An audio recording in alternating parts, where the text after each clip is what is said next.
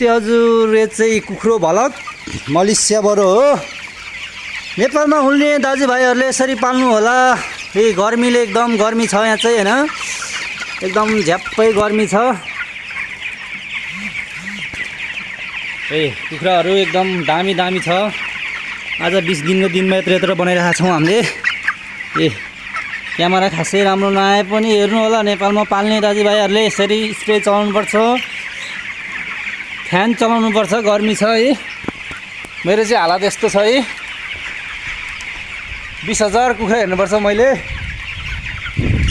Salary आउँछ जम्मा हाम्रो महिनाको 1700 बेसिक। त्यसपछि कुखुरा राम्रो भयो भने बोनस आउँछ 400-500 महिनाको। यस्तै छ जिन्दगी, मलेसियाको जिन्दगी, खाडीको जिन्दगी। यस कुखुराहरू राम्रो राम्रो एकदम मजासँगले।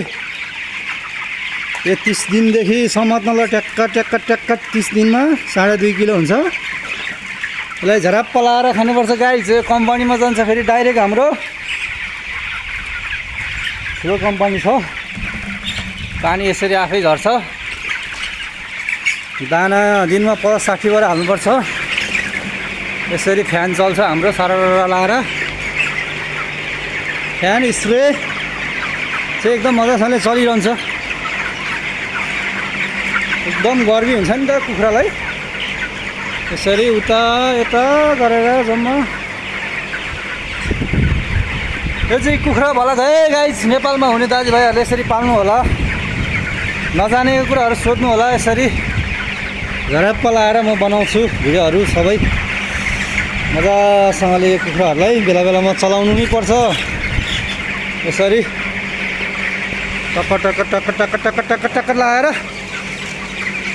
खाक्को खाइ हगेको हगे, खाक्को खाइ हगेको हगेकी गर्ने जात हो यो चाहिँ। यसरी पानी पनि आफै सरर लाएर उता ट्याङ्की हुन्छ।